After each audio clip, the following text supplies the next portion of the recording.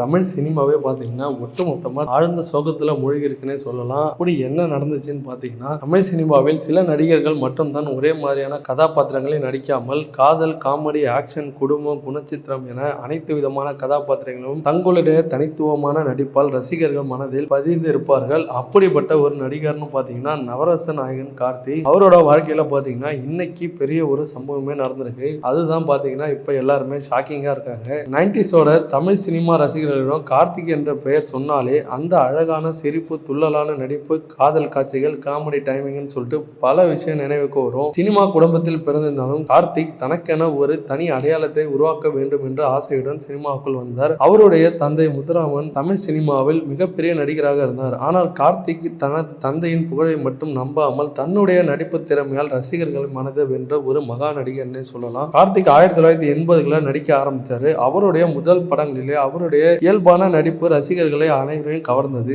அந்த காலத்தில் ஹீரோக்கள் என்றால் ஒரு குறிப்பிட்ட பாணியில் நடிப்பார்கள். ஆனால் கார்த்தி அப்படி இல்லை. அவர் சிரிப்பிலும் ஒரு தனித்துவம், காதல் காட்சிகளில் ஒரு இயல்புத்தன்மை, காமெடியில் ஒரு துள்ளல், கோப காட்சிகளில் ஒரு வேகம், இப்படின்னு சொல்லிட்டு கதாபாத்திரம் தனித்தனியா நிறம் கொடுத்திருந்தாரு. மணிரத்னத்தோட மௌனராகம் படம் பாத்தீங்கன்னா இவரோட முக்கியமான படமா மாறினது. இவரோட சினிமா வாழ்க்கையில மிகப்பெரிய ஒரு படமாவும் அந்த படம் இவருக்கு ஒரு அமைவா அமைஞ்சது. இந்த படத்துல நடித்த கதாபாத்திரம் குறுகிய நேரம் மட்டுமே வந்தாலும் ரசிகர்கள் மனதில் அழியாத இடத்தை பிடித்தார் இவர். அவருடைய அந்த உற்சாகமான நடிப்பு, துள்ளலான பேச்சு, காதலை வெளிப்படுத்தும் விதம் சொல்லிட்டு அனைத்து ரசிகர்களிடம் மிகப்பெரிய வரவேற்பை பெற்றது. ஒரு குறுகிய நேரம் திரையில தோன்றாலும் ரசிகர்கள் என்ன மறக்காம இருக்கணும்னு சொல்லிட்டு அந்த கதாபாத்திரத்தை மெழுகேத்தி நடிக்கிறதுல ஒரு மிகச்சிறந்த நடிகர்னு சொல்லலாம். காதல் கதைகளின் நாயகன்னு சொன்னாலே இவர் கண்டிப்பா இருப்பாரு. ஏன்னா காதல் கதைக்காக ஒரு தனி அடையாளமாகவும் இருந்தாரு. அவருடைய சிரிப்பு, பேச்சு, இளமை தோற்றம் ஆகியவை இளைஞர்களை ஃபேவரட் ஹீரோவாக மாற்றியது. காதல் கதைகளில் மட்டும் இல்லாமல் குடும்ப கதைகளிலும் கார்த்தி சிறப்பாக நடித்தாரு. அவருடைய நடிப்புல அதிகம் காணப்பட்ட ஒரு இயல்பான தன்மை, அவர் நடிக்கிறார் என்றே தெரியாமல் அந்த கதாபாத்திரமாக வாழ்வாரு. இப்படியாப்பட்ட ஒரு நபர் பாத்தீங்கன்னா தமிழ் சினிமாவுக்கு கிடைச்ச வரவனே சொல்லலாம். கார்த்திக்